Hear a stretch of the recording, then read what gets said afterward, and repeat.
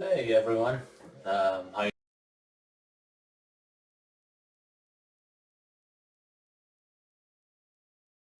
chapter actually? It's gonna be a good ride with this chapter. It's a lot of information, and we'll try to go through everything together, little by little, and hopefully you'll understand the material as it's intended. Just make sure that you'll be like reading the PowerPoint as I go through it along with me, and maybe like have the book next to you and go over this stuff. There are several animation videos on this one. I'm not gonna, that'll take a long time to look everything through everything together. So I'm going to basically skip those, and but you guys, are welcome to see these videos like on your own time to be able to help you understand the material better. All right, so today we're going to talk about chapter 9. It's about cellular respiration and fermentation. It's in the title, so we're going to learn how the cell respires. Okay, so how, how does the cell use energy and oxygen, and how does it produce carbon dioxide and, the ATP necessary. The ATP is the energy molecule of the cell, okay, as you all know by now. So how does it do all of these? That's what we'll learn about today, okay? So as you know by now, all living cells require energy, right? Usually we get that energy from what? From the diet. So whether it's carbohydrates, proteins, fats, all the foods and drinks, have some type of calories, and this is how, we get that, the energy. So the cell can use it for to break down molecules in itself, to actually form other molecules, to do transportation, to do signaling, to maintain itself. All of these things the cell do, they require energy. Okay. Um, so let's see here. So we as humans, right? And all animals, right? We depend on organisms that do photosynthesis, like plants, right? So we don't do it ourselves, right? We don't have chlorophylls. We're not plants, right? So we depend on those plants to be able to, as part of the life cycle, to be able to get the energy harvested from light, okay, from sunlight. Okay. So let's see here. So how is chemical energy stored in food used to generate ATP? Okay, that's again the molecule that drives basically all cellular work. That's the energy unit of the cell. Okay, so plants and animal cells break down organic molecules, right, using cellular respiration and wear in the mitochondria. Why would you ask the mitochondria? This is the organelle in the cell that actually produces ATP. Okay, so its main job is the energy manufacturer of the cell. Okay, so what happened is after you consume food, right, whatever kind of food it is, the food is transformed into basically chemical energy, basically, and that's transformed by the cell into ATP molecules. Okay. Um, and of course, some energy is released in the environment as heat during that process. So these would be what exergonic reactions. Okay, so that's just part of the process. And you could also have like water also released as a result as well. Okay, so this is a depiction of just how the life cycle happens, right? So we have plants here. I'm just gonna go through it like pretty fast. They capture sunlight and use photosynthesis to transform sunlight into organic molecules and oxygen. Okay, do you see that? So after these are generated, then animals and humans, right? They use that. The organic molecules like glucose, for example, they use it and they generate ATP. Do you see that? and you have heat as a byproduct. Okay, uh, so again, these molecules are being transformed to ATP in the mitochondria. Okay, and then what's generated is, remember, we said carbon dioxide and H2O is the two molecules that are generated. Okay. All right. So so this is just a summary of what we just mentioned. So energy enters as a light, right, ecosystem, and then it's transformed by the different organisms to whatever chemical energies that they want. Okay, and this is how everything is recycled. Okay, so photosynthesis uses CO2 and H2O, right, to make those organic molecules like glucose and O2. And this is where these things we need to for cellular respiration. Okay, so this is basically what we just mentioned in the previous slides. Again, I'm gonna skip all of these videos, so be sure to watch them on your own. Okay, so this is the carbon cycle. So catabolic pathways yield energy by oxidizing organic fuels. I'm gonna basically try to go fast on this PowerPoint because it has about 100 slides. It's a lot of information, so make sure you're following with me as I go along. You can pause and basically read those sections in the PowerPoint more and in the book so you can understand stuff in more detail. Okay. So catabolic pathways are what from previous chapters. They're the reactions that that are when we break down big molecules into smaller molecules. Okay. So for example, carbohydrates, we break it down into simple sugars or glucose. That would be a catabolic pathway. Okay. So let's see here.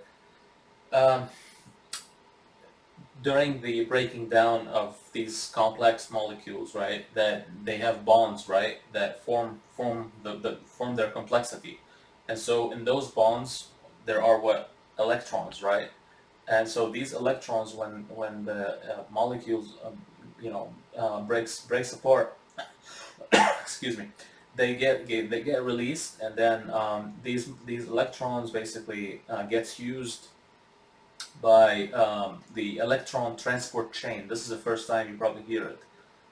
This is the main driving mechanism in the mitochondria of the cell that produces all or the majority of the ATP that the cell needs and the whole body needs. Okay. So as you can see, these processes are very extremely important to the cellular respiration and to the whole functionality and maintenance of an organism. Okay. So the breaking down of organic molecules is exergonic, right? So we're basically breaking a complex molecule into smaller molecules. Therefore, we're releasing energy. Okay, those energy are held because of the electrons and the bonds between those complex molecules. Okay, so just to give you a little, a definition. So fermentation. I don't know if you've heard that before, but it's a partial degradation of sugars that occurs without oxygen. So whenever you hear the term fermentation, there's no oxygen present. Okay, um, so this is like a little bit different than what goes on inside the mitochondria. The mitochondria requires O2. Okay, the fermentation process does not require O2. Fermentation is actually used in everyday life, like to make wine, to make cheese, certain cheeses, and so on. Okay, when we say aerobic respiration, we're talking about using organic molecules, but also with O2, with oxygen, and yielding ATP. Okay, so this is the main one that produces ATP in the mitochondria. Okay, so you're using O2 to respire. Okay, and produce the ATP that you need. Okay, anaerobic respiration is basically similar to aerobic respiration. See the similarity in the name, but it adds an, okay? Um, but so that consumes compounds other than O2. Okay, and we will see what an examples of these compounds. Okay, so they do the whole process, right? They consume organic molecules, but instead of O2, they use another molecule, and they yield ATP at the end. Okay. All right. So the cellular respiration. Okay. So when the cell respires, it includes both aerobic and anaerobic respiration. Okay.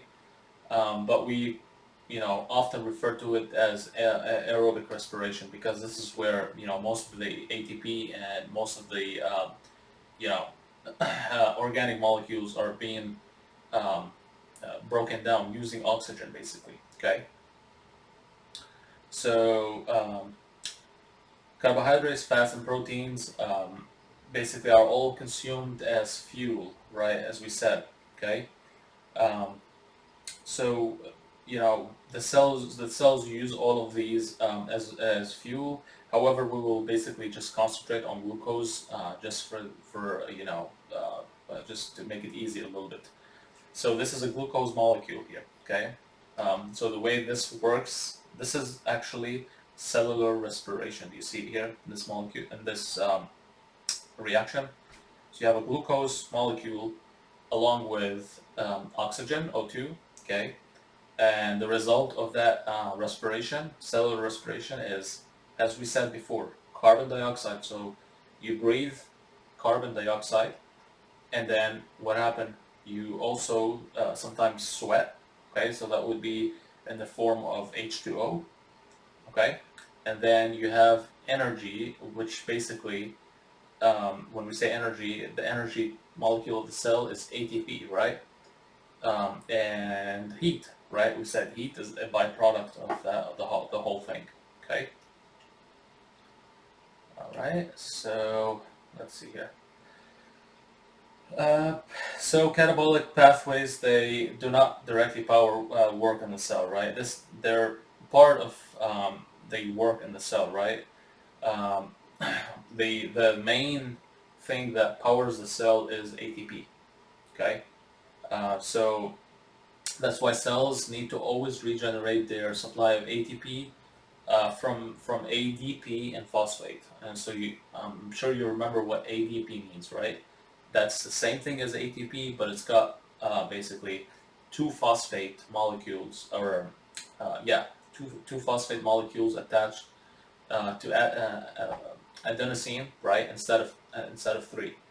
And so when we combine the ADP with a phosphate, you get an ATP, okay?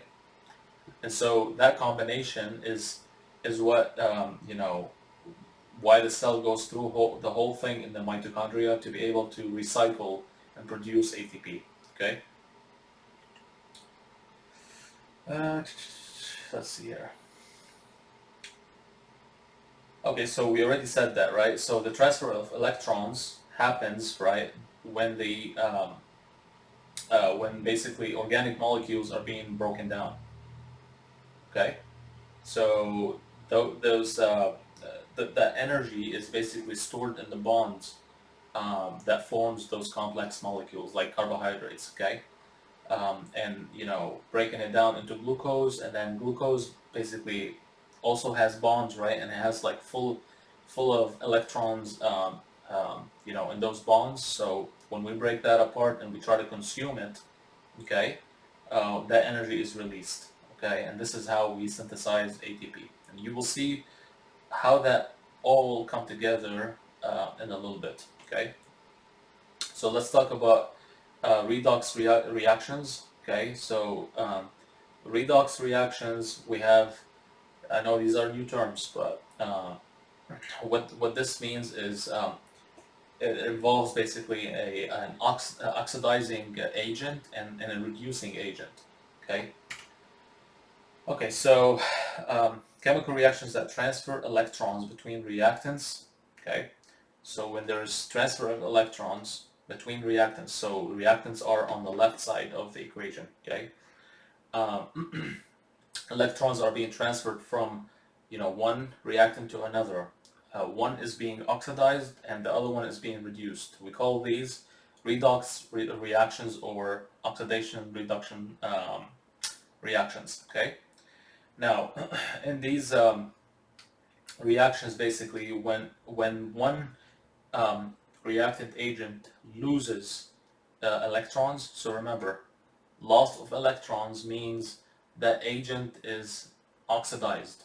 Okay, so that's oxidation. Now the other agent that lost these electrons, or the other agent that gained, sorry, the electrons, okay, from that oxidized agent, we call this the reduced agent. Okay, so this is when we say reduction. Okay, reduction means, we added electrons to that specific agent. Okay, and we say it's kind of weird because, right, we're basically adding electrons, but we still called it reduction. So and this is because, we're reducing the amount of positive charge by what? By increasing the electrons. Okay. So this is what I just mentioned. Okay. So we have, let's say, an example of sodium ion and or sodium atom and chlorine atom. Okay. So when they become basically ionized, as you can see here, what happened is the sodium become oxidized. You see that? So it loses an electron. It becomes positively charged. Now, as a result, that electron is transferred to the chlorine, and then it becomes chloride ion. Okay, so we say that chloride is reduced. Okay, that means it gained electrons. So don't get this confused. Okay, reduction or reduced atom or ion means it gained electron. Oxidized means it lost electrons. Okay, this is important because that's gonna facilitate the next stuff. Okay, so always whenever you have an agent losing an electron, the other agent or reactant is gaining the electron. Okay, so I just explained to you what a reducing agent is and what's an oxidizing agent is. Okay, you're gonna guys watch these videos on your own to understand this stuff a little bit better. Okay. So let's see here. So I know this is a lot of information here on this slide, and it's gonna even increase more on the next slides. Okay, so let's see here. An electron loses potential energy, right? So it starts with you know more potential energy, right? When it shifts from a less electronegative atom toward sorry, when it goes from a less electronegative atom toward a more electronegative atom, it loses potential energy, right? Because that other electronegative atom is more electronegative, so it attracts those electrons very tightly to it. Okay. Um, so redox reactions that move electrons closer to a electronegative oxygen atoms release energy. Okay. So let's take a look at this example right here. So we have on the reactant side we have methane, okay, CH4, and this is the molecular formula of that. So you can see the carbon and then the hydrogen around it and those electrons and the bonds, okay. And then you have also methane reacting with oxygen in this situation, okay. Um, And so you can see between the two oxygens that we have those 4 electrons, right? We have 2 bonds, so we have 4 electrons. So what's happening here is because O2 or the oxygen is more electronegative, okay, than the carbon that you see here, okay. What happened is the CH4 becomes oxidized. Okay, so it loses those electrons because basically those electrons go to the more electronegative reactant, okay? And so this, if this loses the electron, becomes oxidized, then this would be what? It gains the electrons, right? Those electrons that the other one lost. So O2 would be considered what? Reduced, okay? So this is basically the summary of what we just said here, okay?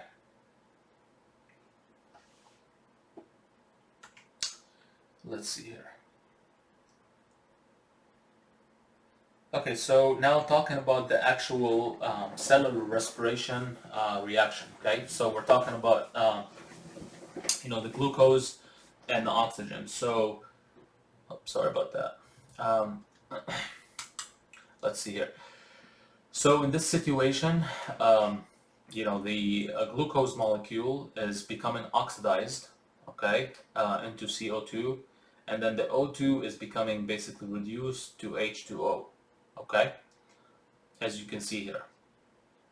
So it's again the same thing, right? O2 is more electronegative, and thus the O2 is going to be basically reduced to H2O, okay? So those H's, right? The hydrogens came from the decomposition of the glucose molecule, okay?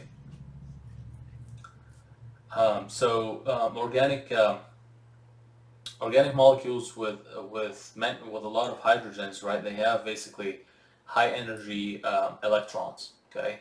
And we will see, how that's important inside the mitochondria while generating those. You see how hydrogens ion are very important to pump those electrons and produce ATP at the end, okay? So let's see here.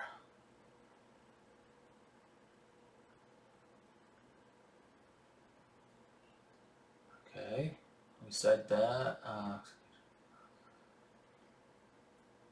Okay, so the oxidation of glucose. So when we oxidize this glucose, right, we transfer those electrons when we break apart the molecule, the complex glucose molecule.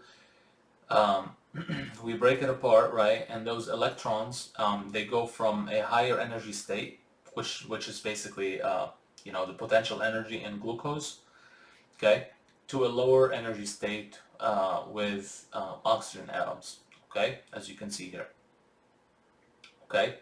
So this would be an exergonic reaction, okay.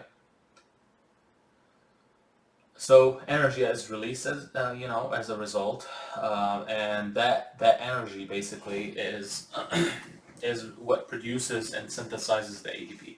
Mainly, you will see that the actual electrons, that's how important those electrons are. They're the main driving force of ATP production. You will see that in a few slides.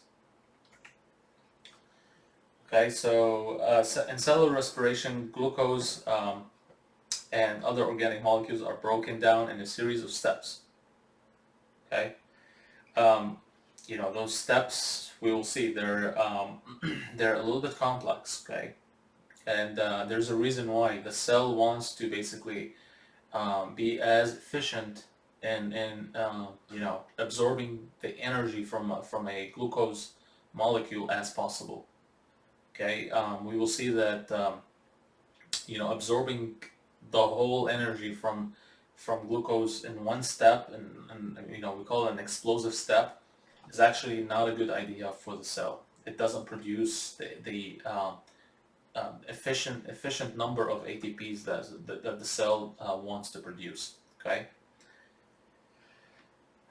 So each electron travels with a proton.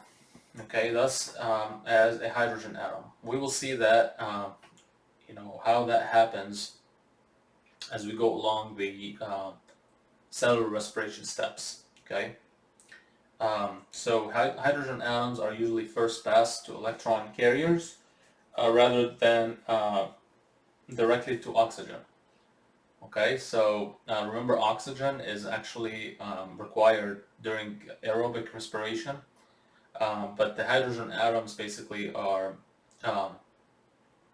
are being used directly by what we call electron carriers, okay? And these electron carriers is basically, one of them is called NAD plus, okay?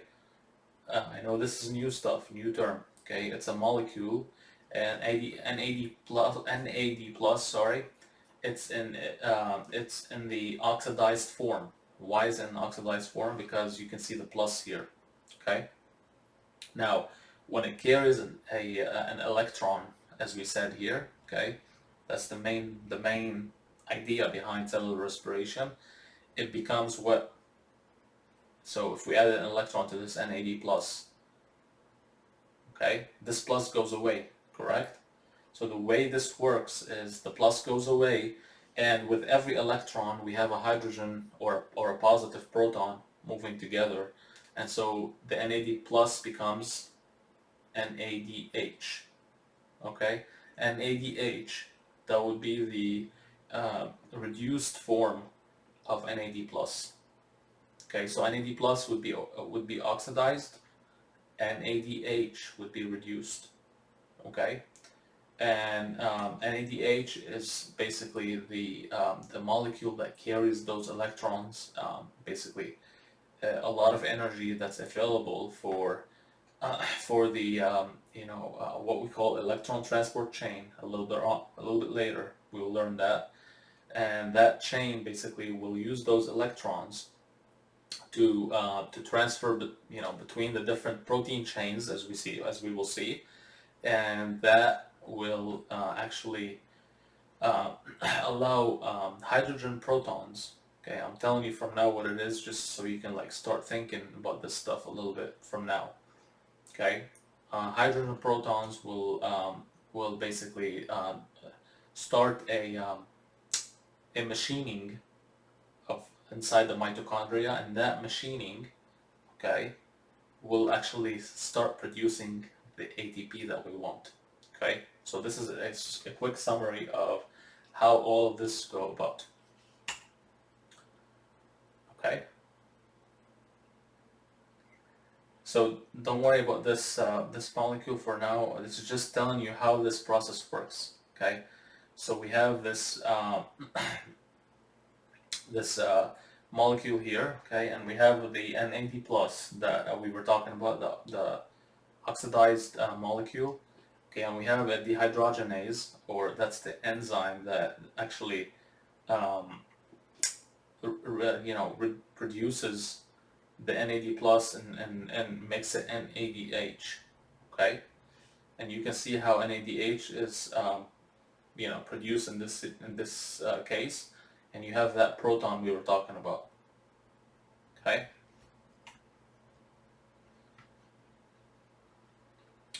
So let's see here. So now we know that NAD plus is a molecule that shuttles electrons. Where does it shuttle those electrons? To the mitochondria. Where exactly? To the electron transport chain. Okay.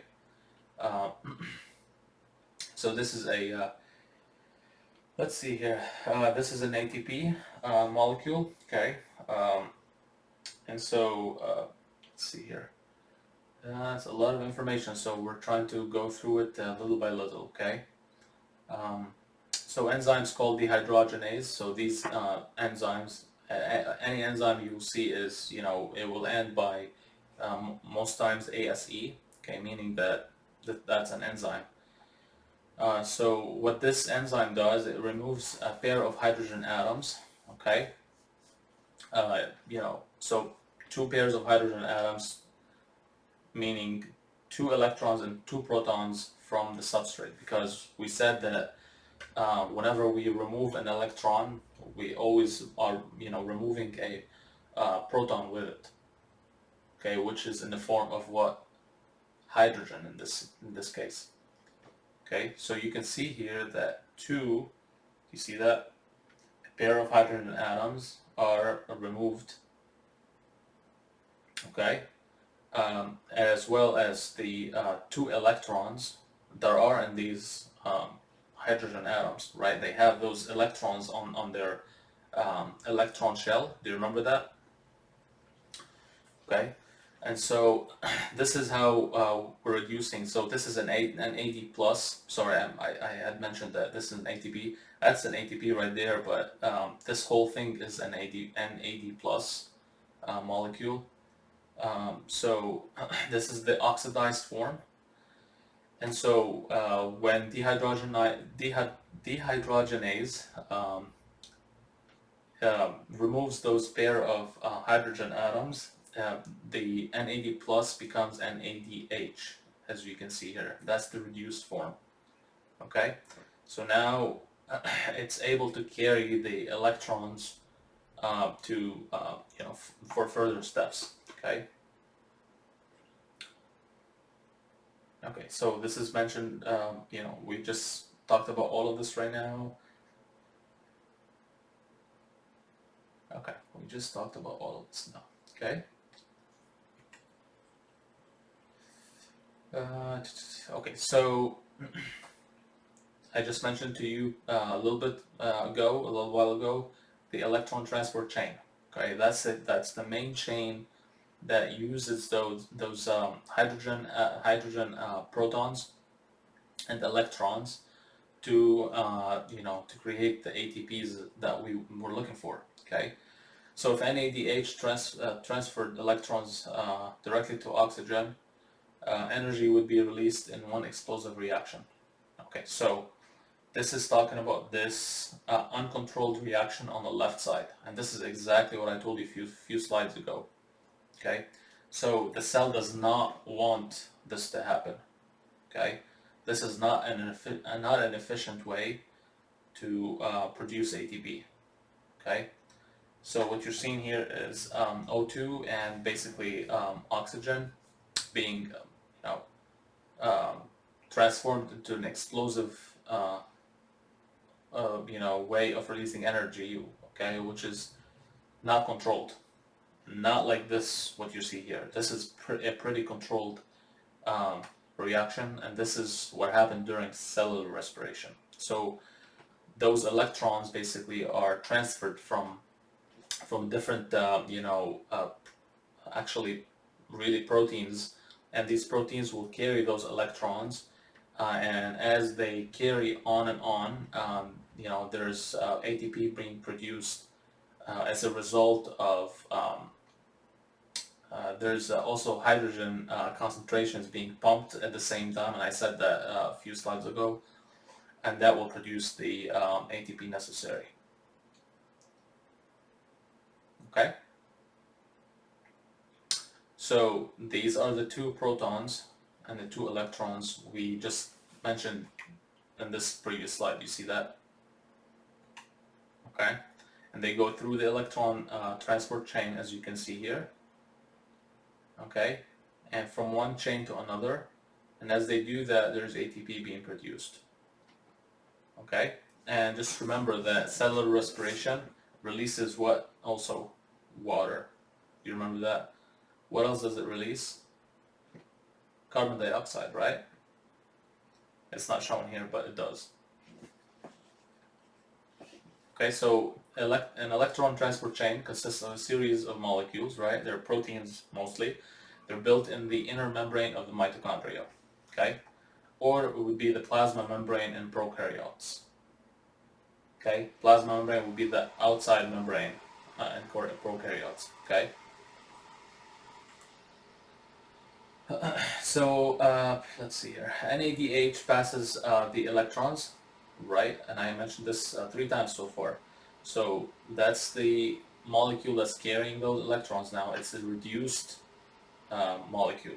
Okay, so it carries it to the electron transport chain, and these basically are transferred in a series of redox reactions.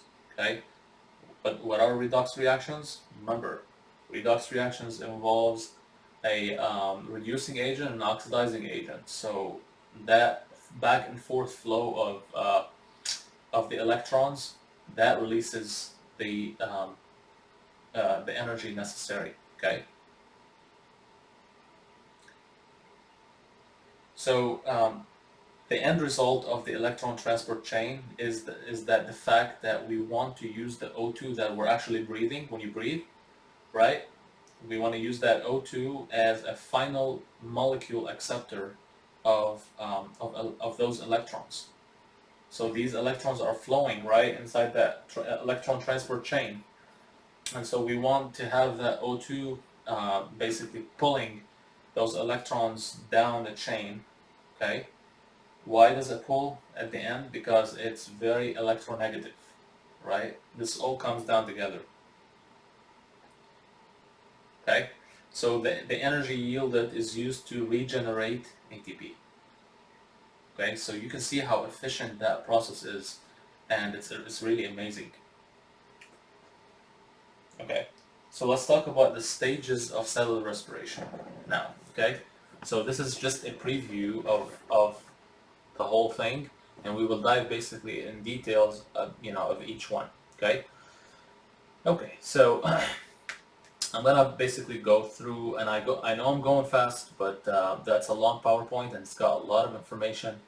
I just want to give you an idea with these teaching videos, and make sure that you're focusing on the details, and read the PowerPoints over and over again, and then also read the book pages so you can basically understand the material, and understand the information necessary to do well on exams, and for your own information and for future courses. Okay. So let's see here. Let's talk about the first stage of cellular respiration. It really involves glycolysis, and it's in the name, right? Glycolysis means we're breaking down glucose. Okay, you see that? Glucose, and lysis means the breaking down. Okay, so breaking down of glucose. Remember, those words will help you remember the functionality of the things that go through inside glycolysis, for example. Okay, the result of glycolysis is that one glucose molecule, okay, gets transformed and broken down into two molecules of pyruvate. So it's called pyruvate. Okay, and we will see how that looks like in a bit.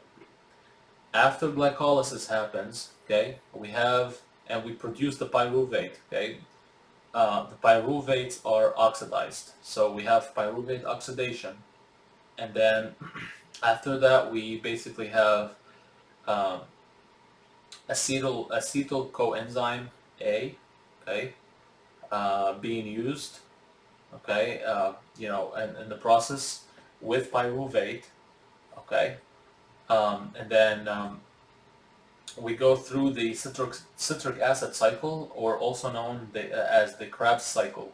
Okay, so the Krebs cycle basically will completely break down the glucose to CO2. Okay, you can see all of that. At this point, we haven't even used the oxygen yet. Okay, so all of these are don't need oxygen yet. So this process, which is the oxidative phosphorylation, okay, this is the most important step in cellular respiration, because it happens inside the mitochondria, and it uses the electron transport chain that we were just talking about a while ago, and that produces that step, the third step, produces basically about 90% of the ATP that the cell really produces. Okay. Okay, so this is just listing what we just talked about. Okay, so glycolysis, pyruvate oxidation, so citric acid cycle, and oxidative phosphorylation. Okay. All right, so let's take a look at this for a sec, right? So what you're seeing here is the mitochondria. Do you remember how it looks like in its shape? Can you have that inner membrane? Do you see that? Okay, so the glycolysis actually happens in the cytosol. Okay, not inside the mitochondria, inside the cytosol. Okay, so after glycolysis, when it happens, right, we break down, we said what, glucose, and we make two pyruvate molecules. Okay, so glucose is a 6-carbon molecule. Do you remember what I told you from the beginning of this course? Nothing is lost, in reactions. So we start with 6-carbon molecule. We end up with two pyruvates, which is each one is made out of 3-carbon molecules. Okay. Now, as a result of this, we produce ATP. Right? We are producing ATP. It's not like we're not in glycolysis, but not as much as, when we actually go through oxidative phosphorylation, inside the mitochondria using the electron transport chain. Okay? Okay.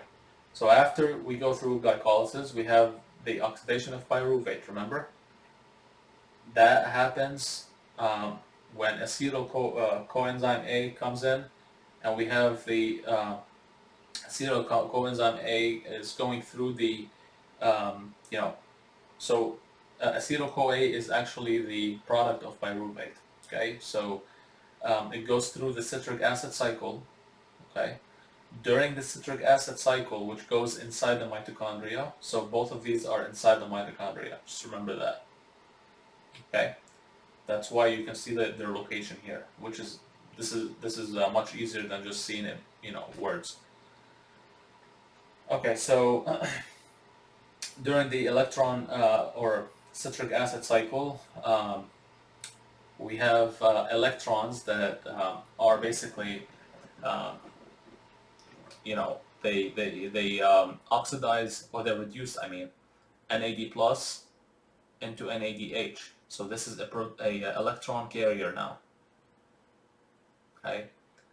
There's another one that's called FADH. So it's similar, but it starts with an F. Okay. So that's another molecule that also carries those electrons. Okay. So this is the final step before the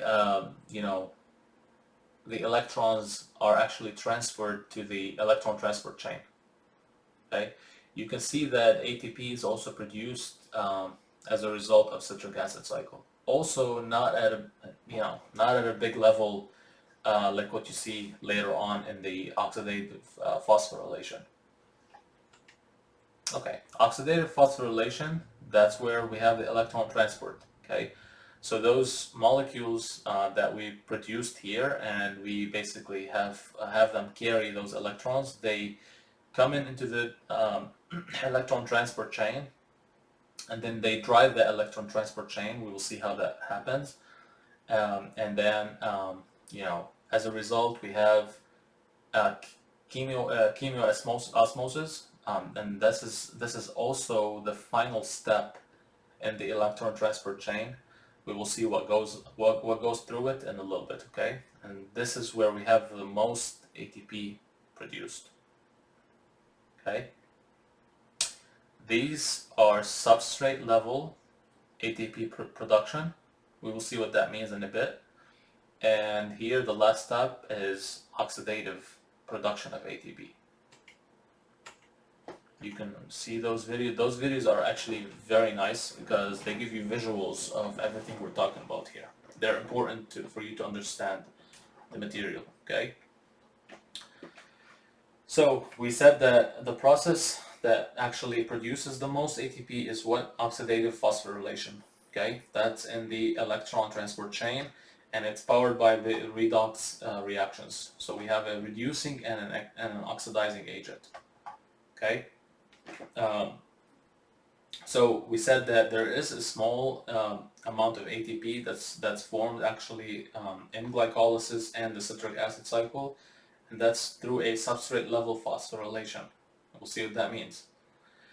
That substrate level phosphorylation occurs when an enzyme, right? So there's an enzyme that transfers a phosphate group directly from a substrate, okay, to ADP. Okay, so it's transferring phosphate group from a substrate. So there's a substrate or a molecule It takes that phosphate and then it puts it on an ADP, adenosine diphosphate. What do you get when we add the phosphate to ADP? The ATP, right? Okay, so this is what goes on in the substrate level phosphorylation.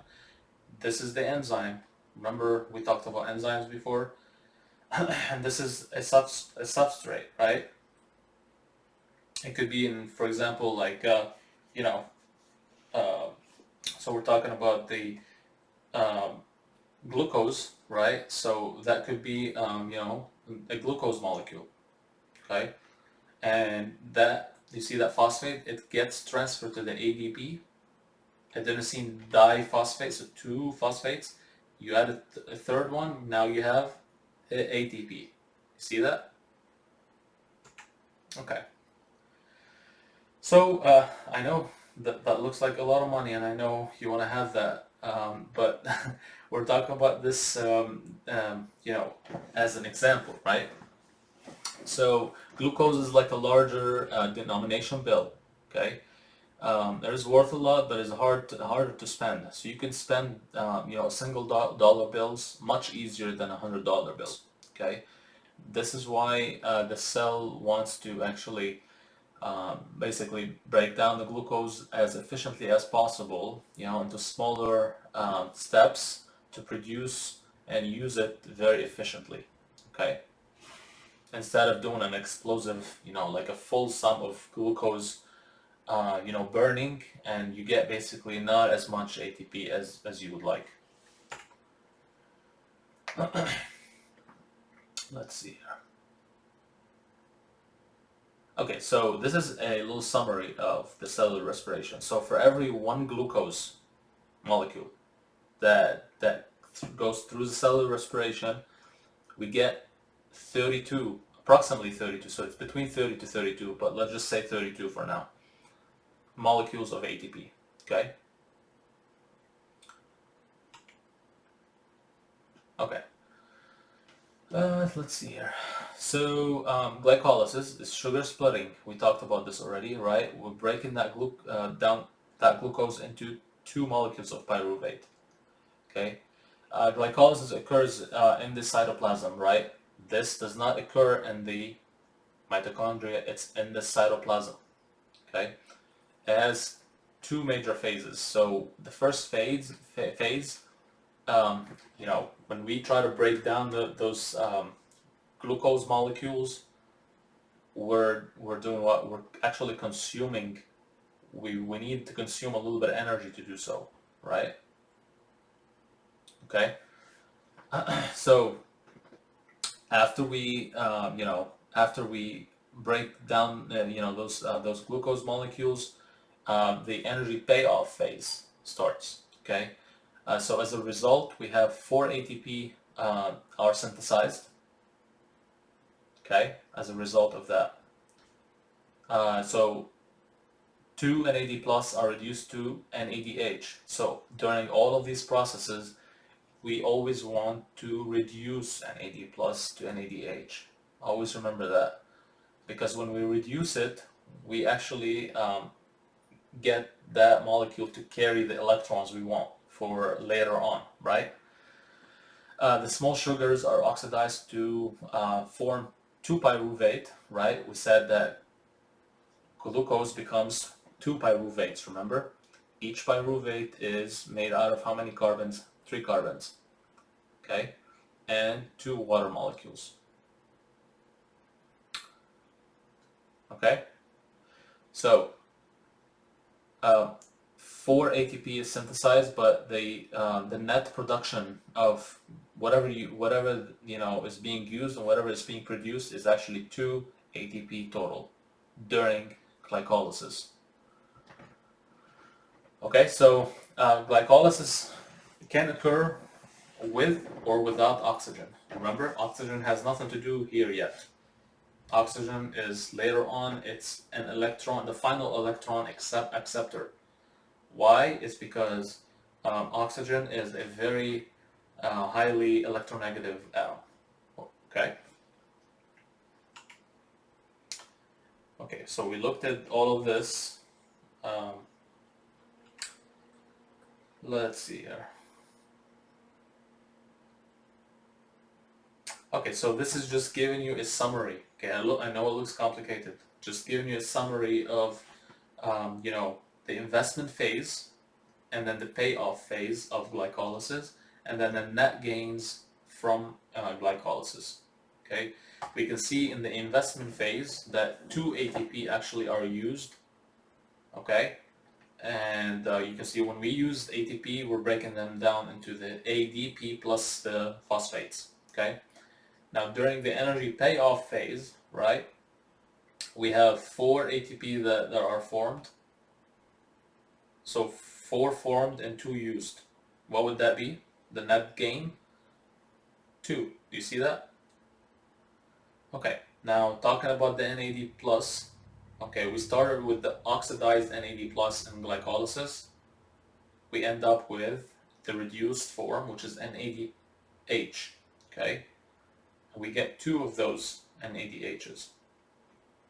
Okay, so this is important right here.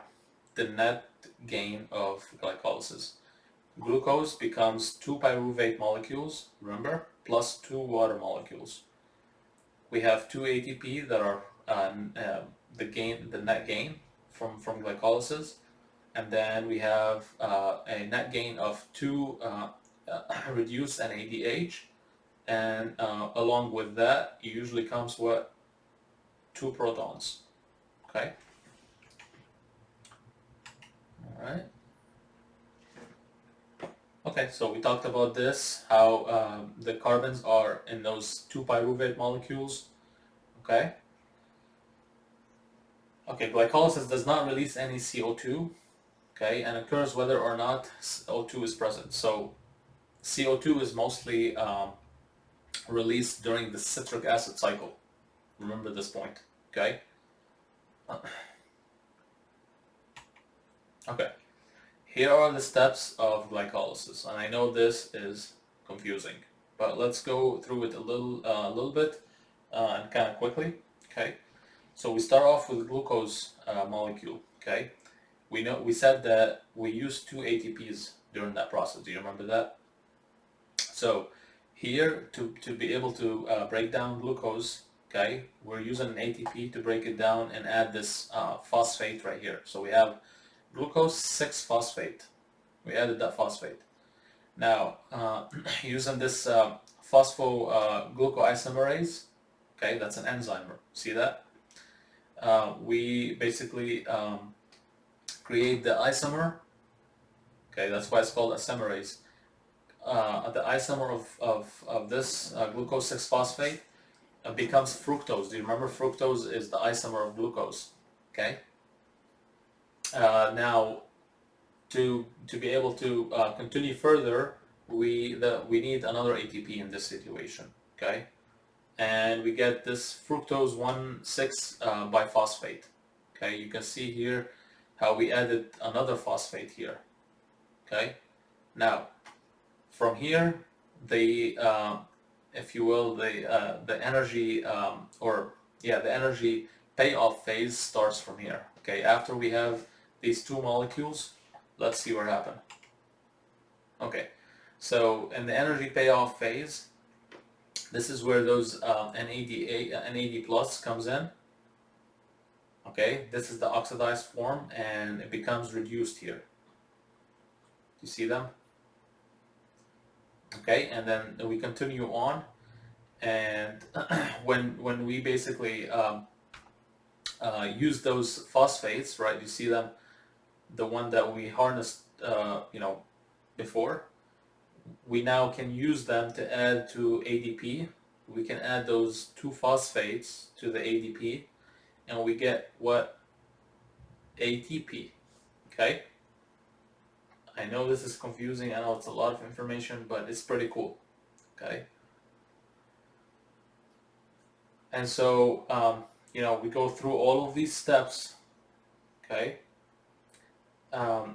During all of these steps, we have water being released here. Do you remember? Water is a product of glycolysis. Okay.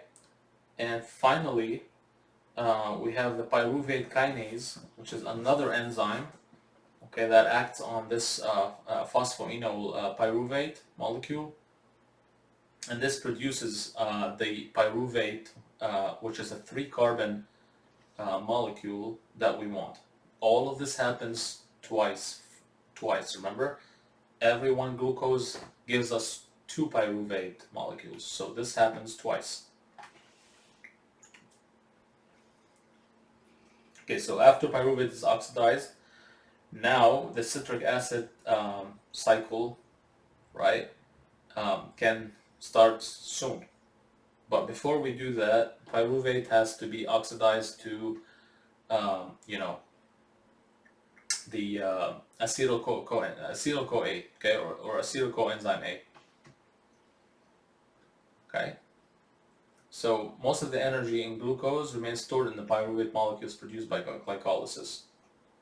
Okay, now in eukaryotic cells, such as us, humans, if O2 is present, right, it's very important in cellular respiration, then pyruvate enters a mitochondrion. Here you go, yay, right? This is where we're gonna get the most ATPs in the presence of oxygen. If we don't have oxygen, then we don't have a final electron acceptor, then because of that, the cell does not go through uh, the mitochondrion or electron transport chain, and instead goes into fermentation.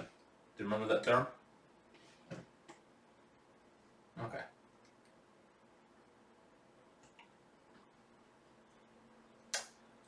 Let's see here. So now let's talk about a little bit the oxidation of pyruvate to acetyl-CoA. This is what we need. Acetyl-CoA is what we need to start the citric acid cycle. Okay. So pyruvate must be converted to acetyl-CoA coenzyme A. Okay. Which basically links glycolysis to the citric acid cycle. If you look at that diagram we looked at earlier, so this is where the oxidation of pyruvate falls, is right in between. Okay, so this step is carried out by a multi-enzyme complex. Okay, it catalyzes 3 reactions. Okay, so oxidation of pyruvate's carboxyl group, releasing the first CO2 of cellular respiration. Here we go. So now we start seeing those CO2 that when we breathe out, you breathe out CO2s, right? This is where we start seeing those CO2 being released. Okay. Then we can see that there is more NAD plus being reduced to NADH. This is very important. Okay, this molecule. Okay. Now, the combination of the remaining 2-carbon fragment with coenzyme A, that forms the acetyl coenzyme A. And let's take a look at this process. Okay. So we start off with a pyruvate molecule. Do you remember it? It's a 3-carbon molecule. Okay. Now, this is the mitochondria, and this is the membrane of the mitochondria. You see that? Okay, so glycolysis occurred in the cytosol. Now, oxidation of pyruvate occurs where? Inside the mitochondrion. Okay, so we said that CO2, okay, so pyruvate is shuttled through a transport protein. You see that on the membrane. The first thing that happens is that CO2 is released. Let me go back to this so you can see. So the first CO2 of cellular respiration is released. Now, NAD plus is reduced to NADH, as you can see here. Okay, coupled with a proton, always. That's always together. Okay. Now, coenzyme A. So remember, acetyl-CoA is the final product that we want to start citric acid cycle. Coenzyme A is different than the acetyl-CoA. It's a different molecule. Coenzyme A is actually produced from vitamin B5. Okay, so you can see that those vitamins that you take and you get from the food, from diets, they're important to produce molecules that are necessary, extremely necessary for even for a cell to stay alive. Okay, so CoA here is basically used to produce the acetyl coenzyme A, as you can see here. Okay, and this is what we mean by remaining. So we're combining the remaining 2-carbon fragment with coenzyme A. Do you see it? To form the acetyl CoA. Okay. All right. All right. So now we're gonna talk about the citric acid cycle. Yay! Right. So this is the cycle that precedes the final stage of cellular respiration. So during the citric acid cycle, we have basically more CO2 being produced. So we have 2 more CO2 being produced as waste products. Citric acid cycle is also called the Krebs cycle. Remember that, as I mentioned earlier. And let's see here. It basically oxidizes organic fuel from pyruvate, right, in the form of what that would be acetyl coenzyme A. Okay. So during the citric acid cycle, we have 1 ATP that's being produced only. 1 ATP. We get 3 NADH molecules and 1 FADH2 per turn. Okay. So in 1 glucose molecule, how many turns we have of citric acid cycle? 2. Okay. 1 for each pyruvate, and because each pyruvate will give you 1 acetyl-CoA, and that acetyl-CoA is going to go through the citric acid cycle. So we have basically, 2 of those cycles happening. Okay. Here we go. So this is where we are right now. Okay. So this is a little summary of, all the processes, right? So we produce pyruvate from glycolysis here in the cytosol. Do you remember that? We got 2 molecules per glucose. So 2 C3 molecules. Each one goes through, there's a transport protein here, we said, right, on this mitochondrial membrane. And then this pyruvate molecule is oxidized. You see that? We get the CO2 produced. We get an NADH being reduced here. And then we have the coenzyme A that we said comes from vitamin B5. It gets combined with it, and that's how we produce acetyl coenzyme A. You see that? Acetyl coenzyme A, it's a 2-carbon molecule. It goes through the citric acid cycle, and basically also, unfortunately, it's a lot of small chain reactions. You will see what all their names in a bit. Okay. As a result of the citric acid cycle, we have those, many NADH molecules being produced. I believe we said 4, right? No, 3. 3 NADH and 1 FADH. Okay, so the FADH and NADH, they're different, but they're similar. They both carry the electrons, okay, per turn. And you get this 1 ATP, okay, as a result. Okay, so the citric acid cycle has 8 steps. Obviously, all of them are being catalyzed by enzymes, exactly like glycolysis, okay? So we start off with the acetyl coenzyme A, okay? We basically combine it with an already available molecule. It's called oxaloacetate in the citric acid cycle. Oxaloacetate is already inside the mitochondrion, okay? It combines with the acetyl coenzyme A, as you will see in a bit, and we form citrate. Okay. Now the next 7 steps decompose that citrate that we formed, okay, and back into oxaloacetate. Do you see that recycling? Okay. as a result of all of these steps, we get those NADH and FADH molecules that are carrying electrons. That's the most important part and the most important result we're looking for from the citric acid cycle. Okay, and you can see that here. Here we go. So this is the citric acid cycle. Just take a look at it, okay? And just little by little. So we said that that's the oxaloacetate is the molecule that's already available inside the mitochondria. This is the acetyl-CoA that we got from the oxidation of pyruvate, right? It gets combined with that oxaloacetate, as you can see here. That combination produces citrate, okay? As we said here. Now citrate, okay, goes through several steps, so it becomes isocitrate. There's always isomerization here, okay? Now isocitrate becomes alpha ketoglutarate, okay? As a result, we get our first NADH reduced molecule.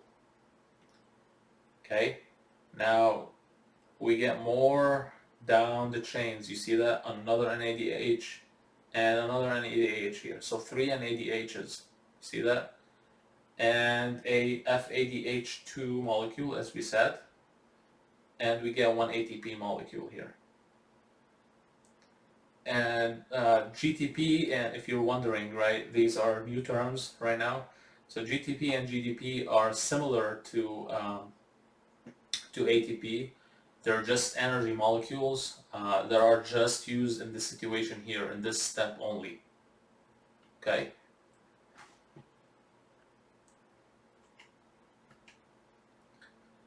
Okay, so those molecules that we saw, the NADH and FADH2 produced during glycolysis, right, and the citric acid cycle, they account for the most of the energy extracted from glucose. Why? Because they're carrying those electrons. Okay. The electrons that they're carrying, they donate them to the electron transport chain. Okay. And that chain, it powers ATP synthesis. This is what we want, right? We want the most, that 90% ATPs that we're looking for comes from this electron transport chain. It's via oxidative phosphorylation. Okay, so this is the only step that have oxidative phosphorylation. All the previous ones, steps like citric acid cycle, pyruvate oxidation, glycolysis, all of those are substrate level, okay? They're not oxidative phosphorylation. Okay. So now let's talk about the oxidative phosphorylation in the transport chain. Okay, so molecules of the electron transport chain are embedded, okay, in the, you will see a depiction of that in the inner mitochondrion membrane and eukaryotic cells, okay? The membrane is folded into cristae. Do you remember that term? Cristae is like, kind of like zigzagging that membrane inside the mitochondrion. So that creates, an increase in surface area for the electron transport chains to happen, okay? In prokaryotes, where is this happening? In the plasma membrane. We said this in the beginning of this PowerPoint, okay? Okay, so most of those electron transport chains are proteins, and I mentioned this earlier too, okay? They exist in multi-protein complexes. So what happened is those NADH and FADH molecules that are reduced from previous steps, they donate those electrons to the different electron acceptors. You'll see all their names in a bit, early in the chain, okay?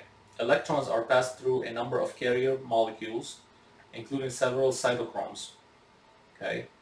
These are proteins with heme groups containing an iron atom. Okay, so these, it's a chain, remember? So these chains are made out of what? Proteins. and most of them are we call cytochromes. Okay, electron carriers alternate between reduced and oxidized states as they accept and donate electrons. Okay, so they're going into that stage again from, you know, reduced to oxidized, from oxidized to reduced during their transfer inside the electron transfer chain. Okay, so electrons drop in free energy as they are transferred down the chain, finally passing to O2, right? This is the final electron acceptor to form H2O as well at the end. So they start very energetic.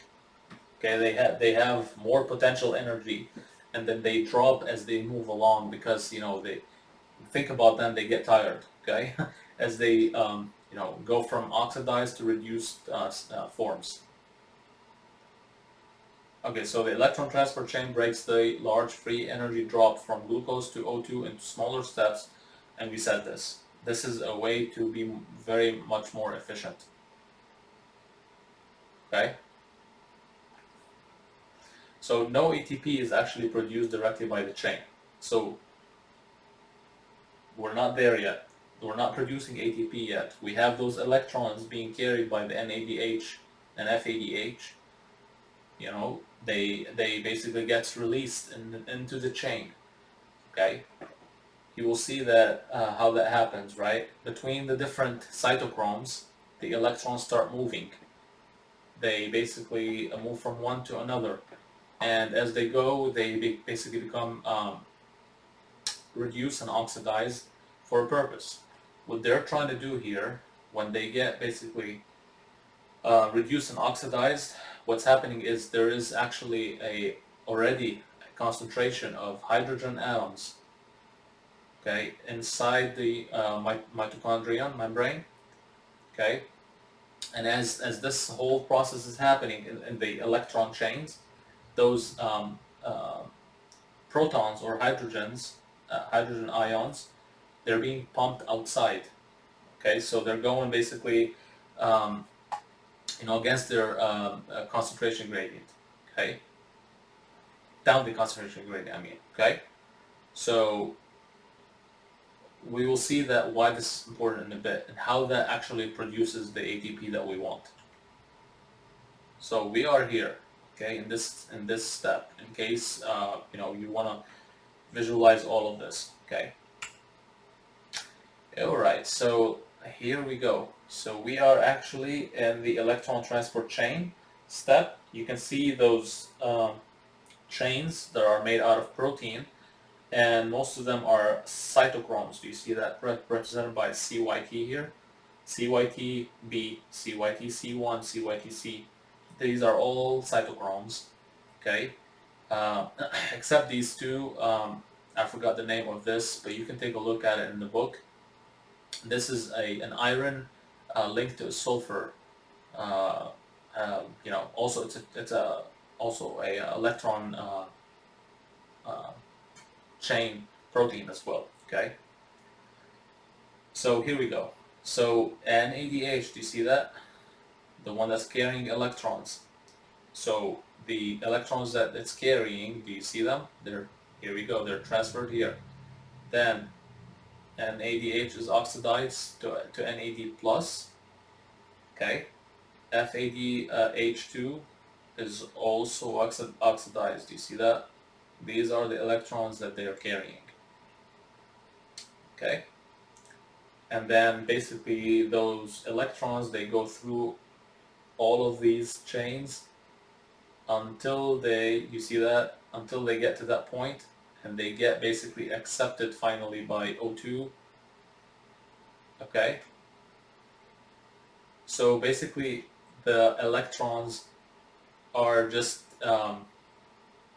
being used, okay, as a way to pump hydrogens ions. This is the final most important thing, because you can see that those O2s,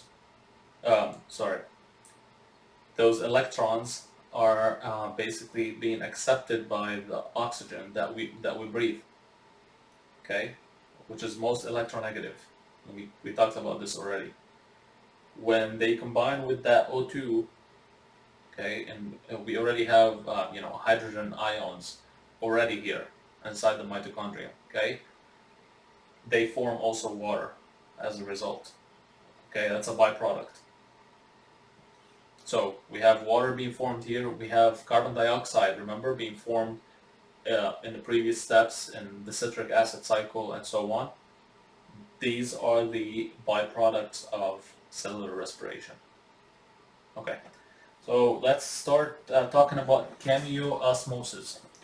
This is basically the step that actually um, uses that the ability of electrons to transfer in the chain to actually pump the hydrogens first outside, then inside the mitochondrion, and that pumping mechanism will basically allow us to produce ATP. Okay, so let's read this a bit. So the energy released as electrons are passed down the electron transport chain, as we said. That's used to pump the H plus, okay, from the mitochondrial matrix to the inner membrane space.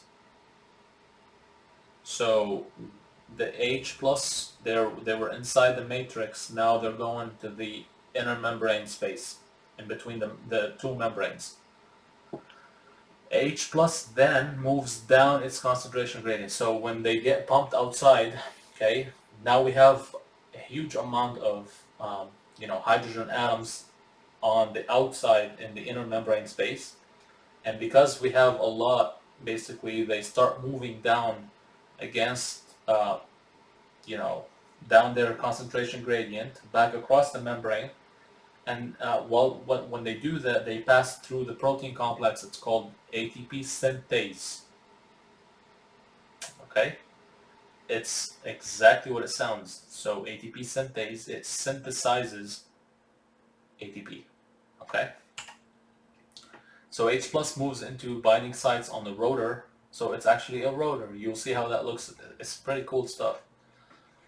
On the rotor of ATP synthase, causing it to spin. So H plus will go through it, and then when it goes through it on those, and it binds on those binding sites, it allows that rotor to spin, and that when that spins, basically, it catalyzes phosphorylation of ATP, so adenosine diphosphate, to ATP. This is what we want. Okay. So this is an example of chemiosmosis. That's the whole step of what's happening here. Okay, so we call this chemiosmosis, the use of energy in a hydrogen ion gradient to drive cellular work. Here we go. That's how it looks like. Okay. So as the so this is the membrane of the mitochondrion. Okay, you see it here. That's not the outside cellular membrane. No, this is the membrane of the mitochondrion. This side of the mitochondrion, this would be the matrix of it. This side, the orange, that would be the inner membrane space. So what's happening is, as the electrons from the NADH that we saw earlier, as they're going through the chain, okay, those gray circles here representing the H plus molecules, they're actually pumped out from the matrix to the inner membrane space, and we create basically a whole bunch of concentration of hydrogen ions here in this inner membrane space. And as a result of that, the hydrogen ions want to go down their concentration gradient. Okay, and what they do is that they pass through this this ATP synthase that we call. Okay, it goes through here, and then once they do, they actually literally rotate this mechanism, and they drive it in a rotation force. What happened is when that rotates, ADP is basically used and combining phosphate to form ATP. Okay. and this is a good video of that. Okay, so certain electron carriers in the electron transport chain accept and release H plus along with the electrons. Okay, maintaining the H plus gradient couples redox reactions of the electron transport chain to ATP synthesis. So this is just like repeating what we just mentioned. Okay, the H plus gradient is transferred to a proton motive force. Okay, that proton motive force. Proton means what? In this case, would be the hydrogen ion.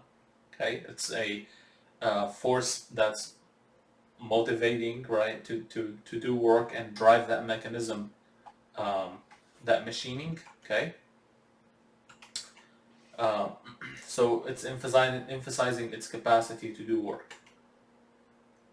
Okay, here we go. So this is actually like a nice animated summary of all of this, how it really happens. Okay, this is the membrane of a mitochondria. This yellow part would be what the matrix. Okay, and then this orange would be the inner membrane space.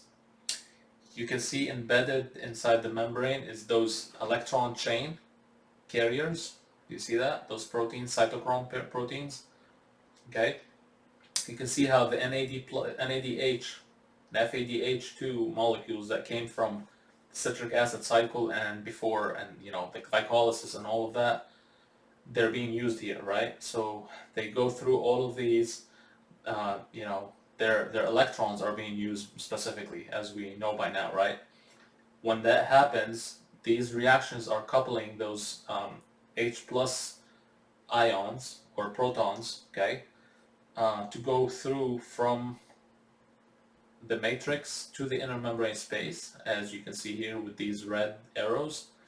So a whole bunch of them go outside, as you can see here, okay, and as a result they start going down their concentration gradient from this side. This is chemiosmosis. Do you see it? That step. This one would be the ATP synthase. Okay, as they go in down their concentration gradient, they basically work that rotor that we talked about. Okay, and that basically produces the ATP necessary that we're looking for. Okay, it's pretty cool stuff.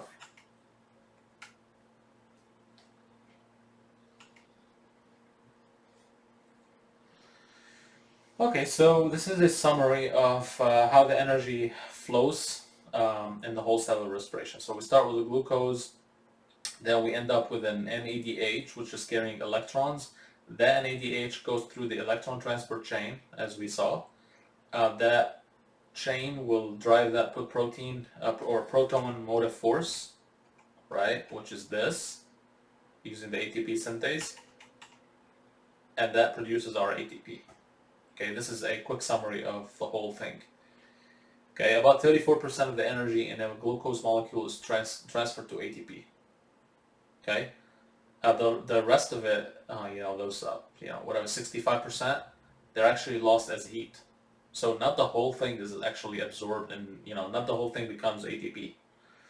We get 32, as I mentioned, for the whole thing, for every one molecule of glucose. Okay.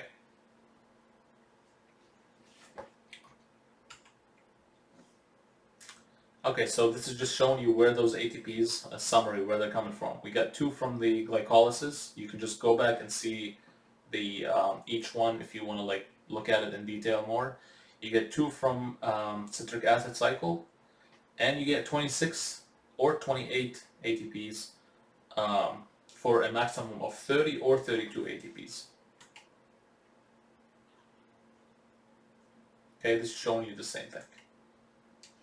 Okay, so now, you noticed that we said either 30 or 32, so it's not really precise, and here's why. Okay, so we have 3 reasons why the number of ATP is not known exactly. One, because oxidative phosphorylation and the redox reactions are not directly coupled. Okay, the ratio of any NADH to ATP molecules is not a whole number. Okay, So sometimes you get like half of the amount, and so that's why they're not a whole number. That's why you don't get exactly a full ATP. Okay. ATP yield varies depending on whether electrons are passed to NAD plus or FAD. We said that there's a FAD molecule, and each one actually produces I forgot which one, but I think um, NAD plus produces two and a half, I think, molecules of 2.5. So here you go. This is not a whole number. You see that? Um, of ATP, while FAD I think produces 1.5 or something like that. Just take a look at it in the book. These are just specific, specific numbers. Uh, I'm not gonna ask you like, tell me if it's 1.5 or 2.5 on an exam, but this is just for your own information. The proton motive force is also used to drive other kinds of work. So that proton motive force that we talked about that uses ATP synthase, it also does other kinds of work as well. Okay. Okay, so you can watch that also. Okay, so now let's talk about fermentation a little bit and anaerobic respiration. Okay, anaerobic means there is a respiration, but we use a molecule other than oxygen with it, okay, to produce ATP. So most cellular respiration depends on the electronegative oxygen. Remember, the oxygen you breathe, that's going to accept those final electrons down. If you don't have that, the whole thing can't happen because those electrons cannot flow, and when those electrons cannot flow to be accepted by the oxygen, you actually don't have a proton motive force, right? And you can't drive the ATP synthase to produce ATP at the end, okay? And I just described that. Let's see here. Okay, so in that case, he's talking about something else here. Glycolysis couples with anaerobic respiration or fermentation to produce ATP. Okay, so that's if there is absence of oxygen. Okay. Remember, during glycolysis, we don't use oxygen yet. Okay, so it can happen in the absence of oxygen. Okay, so anaerobic respiration, we said that it uses the electron transport chain with a final electron acceptor other than oxygen. So it does go through everything, but instead of that oxygen that accepts the whole electrons, we have something else. So here we have an example that some organisms use the sulfate ion, okay, as you can see here, as a final electron acceptor. Okay, in this case, H2S, which is hydrogen sulfide, is made as a byproduct instead of H2O. So you can see the whole thing actually changes. Okay, H2O is normally produced when oxygen is used. In this situation, hydrogen sulfide is produced instead. Okay, so glycolysis oxidizes glucose to pyruvate. Okay, we said without O2, okay, and without electron transport chain. We do not need that yet. NAD plus is the oxidizing agent used in glycolysis. Okay, do you remember that? That is used during glycolysis to be reduced to NADH. Okay. Glycolysis produces 2 ATP net. Remember, in glycolysis we get two ATP molecules that are used to break down the glucose. 4 molecules are actually produced. The net result would be 2 ATP, so 4 minus 2. Okay, glycolysis is substrate level phosphorylation. It's not an oxidative phosphorylation like the electron transport chain. It happens whether O2 present or not.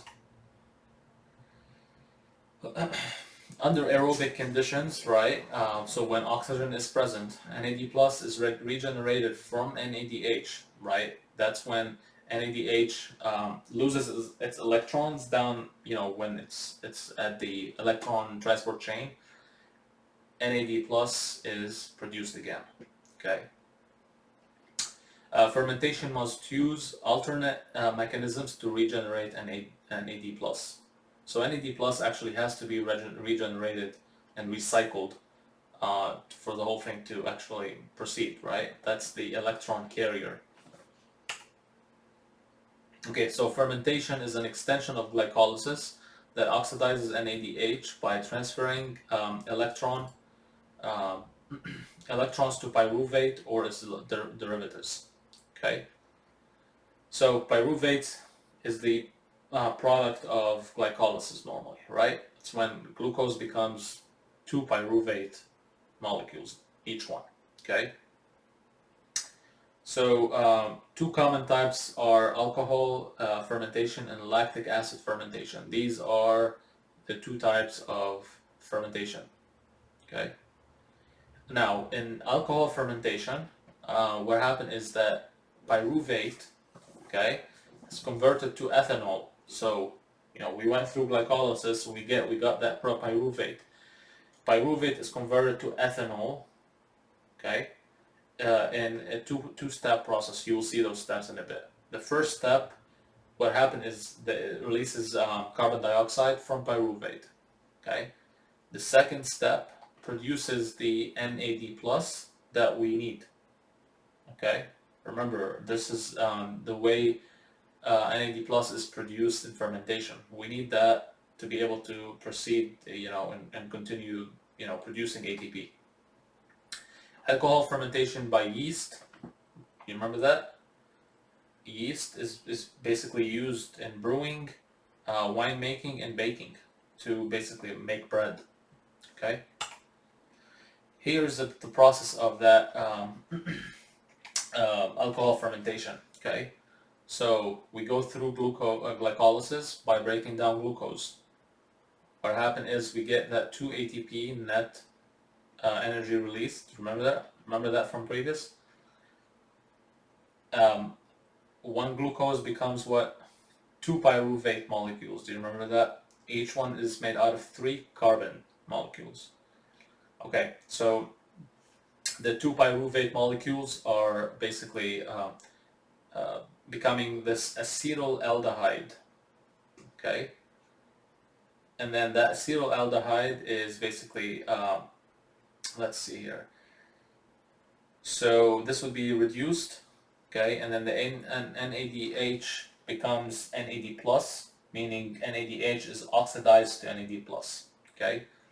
This is how you get this NAD plus regeneration. Okay, and this is how you get the ethanol that we talked about here. Okay, the second step produces NAD plus and ethanol. Okay, and the whole thing goes, it's a recycling process. You see that? The NAD plus gets used again during glycolysis to produce NADH again. Now, during lactic acid fermentation, okay, pyruvate is actually reduced directly by NADH to form lactate and NAD plus. Okay, there's no release of CO2 in lactic acid fermentation, unlike alcohol fermentation. Okay. Lactic acid fermentation by fungi and bacteria is used to make cheese and yogurt. So you can see all of that stuff is actually like being used every day. Okay, so here is the process of the lactic acid fermentation. So again, we go through the glycolysis, right? We get those 2 pyruvate molecules. This is just repetition. Okay, those pyruvates, they actually, oxidize the NADH to NAD plus, and you get those 2 lactate at the end. That's why this is called lactic acid. Okay. Okay, and you can see it's got a carboxylic acid at the end. Do you remember that? And this is why it's called lactic acid. You see? All right. So comparing fermentation with anaerobic and aerobic respiration. Okay, so all of them use glycolysis. You can see that, right? We saw that all of them, are using that, no problem whether oxygen is, used or not. Okay, they use to oxidize glucose and harvest the chemical energy of food. And all three NAD plus, yes, right, is the oxidizing agent. That's just the way it works. Okay, we need the NAD plus, okay, to be able to, you know, produce NADH, which carries those electrons. Okay, this is just showing you a summary of that. That's a video you can see on your own how all of them use the same thing. So this is alcohol fermentation. This is lactic acid fermentation. Both of them are two types of fermentation. And you have your glycolysis here, and you can see how they all use those NAD plus and NADHs.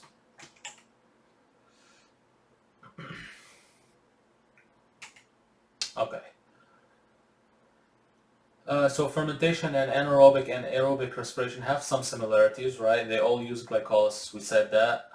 Net ATP of 2, they all have that. We're not changing anything here. To oxidize glucose and harvest chemical energy of food, right? And all three, we already all said all of that. Okay. One major difference is the mechanism used to oxidize NADH to NAD plus. Okay, so this is a difference. Okay. In fermentation, right, an organic molecule, pyruvate or acetaldehyde, acts as a final electron acceptor. This is different than cellular respiration, right? In which electrons are transferred to the electron transport chain, and you have what at the end accepting those electrons that are being carried by NADH? Oxygen, right? That's the one, that's the molecule we breathe. So oxygen is basically accepting those electrons at the end.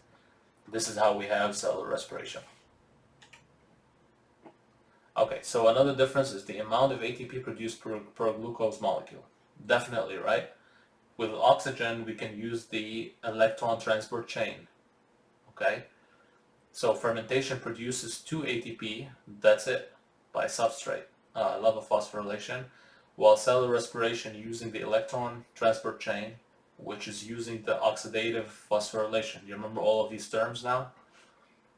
The end result is we have a production of 32 ATPs instead of only 2 by fermentation. So, which means in order for, the organism that, like a bacteria, right, that uses only fermentation to produce ATP, it needs to consume so much, glucose to be able to make up what we get from one glucose using the cellular respiration. So you can imagine, what is that? 16 times the amount of glucose needs to be consumed here by glycolysis to be able to produce the same amount using only one here in the cellular respiration. Okay, so obligate anaerobes, okay, they carry out fermentation or anaerobic respiration, cannot survive in the presence of O2. So they're obligated, that's why they're called obligate, to be living in the absence of O2. Okay. Yeast and many bacteria are facultative anaerobes, meaning that they can survive using either fermentation or cellular respiration. There are actually these organisms, yeast and those bacteria that can do either fermentation or cellular respiration. And facultative anaerobe, so in this situation, right, they can actually, the pyruvate that's produced by glycolysis, it can actually go two ways. It can it can take the O2 in the presence of O2, which is cellular respiration, right, and go through the whole process of, we just talked about the whole lecture.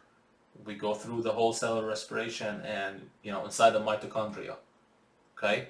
Or it can also do, also with the absence of O2, it's gonna go through fermentation, right? And we're getting ethanol or lactic acid in this situation, okay?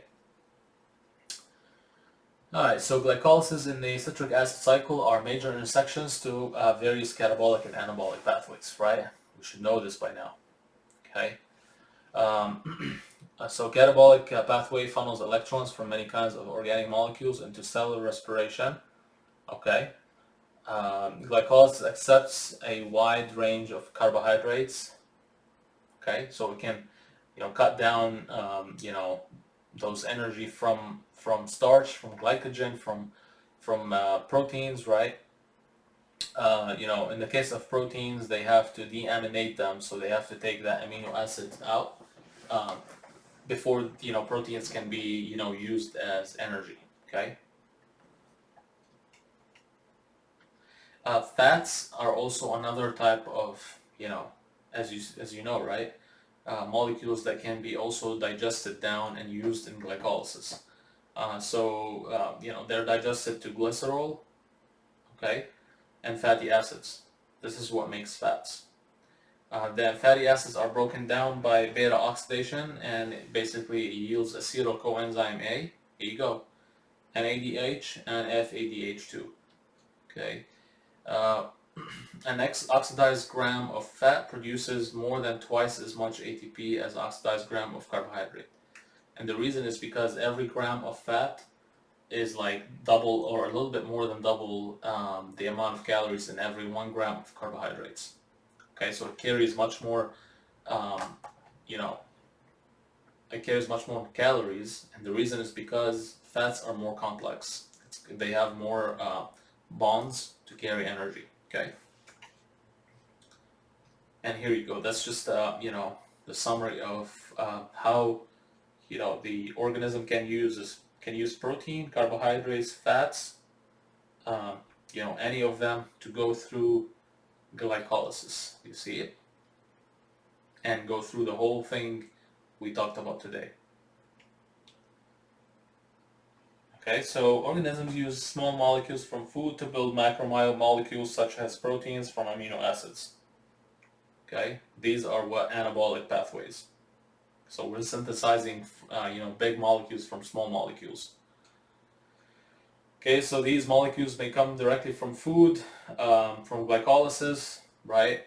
You can eat like simple, carbohydrates. You can eat, simple amino acids, or you can also get it from glycolysis, in the case of glucose and pyruvate. All right, so now when the cell has like a lot of energy production and so on, it has something called feedback inhibition. So it is the most common mechanism for metabolic control because it prevents wasteful production. So we don't want to basically produce a lot of ATP and waste it. Okay, so if ATP concentration drops, respiration speeds up. Okay, so this is what happened, right? When you're exercising, right, and you're basically using all that energy, okay, and wasting all that ATP, you start breathing faster. Is that what happened, right? When you're running or working out, if there is plenty of ATP due to the regular process of cellular respiration or from the diet, right? Then respiration slows down, okay, to compensate. This is the feedback inhibition. Catabolism is controlled by regulating the activity of enzymes at strategic points in the pathway. Okay, you can see how everything is regulated here. And this is an example of the feedback inhibition. So you're just seeing here the glycolysis, the steps of glycolysis going from glucose to pyruvate. Okay, and you can see how in one step here, when phosphofructokinase. I know that's a long word. That's an enzyme that converts fructose 6-phosphate to fructose 1,6 biphosphate. Okay. When there's basically a whole lot of it, okay, when there's like a whole lot of ATP being produced, that whole lot of it basically goes back, or I mean citrate in this situation, okay, which is basically like the one of the products of citric acid cycle. Do you remember that? Um, that after we basically oxaloacetate will combine it with acetyl coenzyme A, we get citrate. Okay, if there is a lot of citrate, then this basically creates an inhibition effect or a negative feedback basically, um, directly on this enzyme, and basically it inhibits phosphofructokinase, completely inhibits it, and when that happens, you get a um, stopping of ATP production. Okay, until we consume whatever is down here. Okay. Now, if there is actually like a low amount of ATP, okay, so the cell will start using we have a larger amount of AMP. I know these are all different things, but actually they kind of make sense once you break it down. Now, AMP sounds like ATP, doesn't it? So it's actually the same thing, but AMP has only one phosphate instead of three phosphates. So ATP has three phosphates, which is like, a lot of energy. AMP has one phosphate, meaning it's a low energy molecule. Okay? So when there's more of that AMP instead, that stimulates this enzymes to work faster and more efficiently to break down those glucose molecules and produce more ATP faster. And we are finally done with this lecture. Okay, so I know it's a long one. I know it's been a good time going through all of these things and talking about all the different steps. But please make sure that go over this stuff again slowly. You can slow down the video, the teaching video, go over it with the PowerPoint, read the book, and do the homework assignments, which have a lot of exercises to train you on this stuff. And yeah, I wish you all the good luck on it, and let me know if you have any questions. Have a good one, and see you on the next lecture.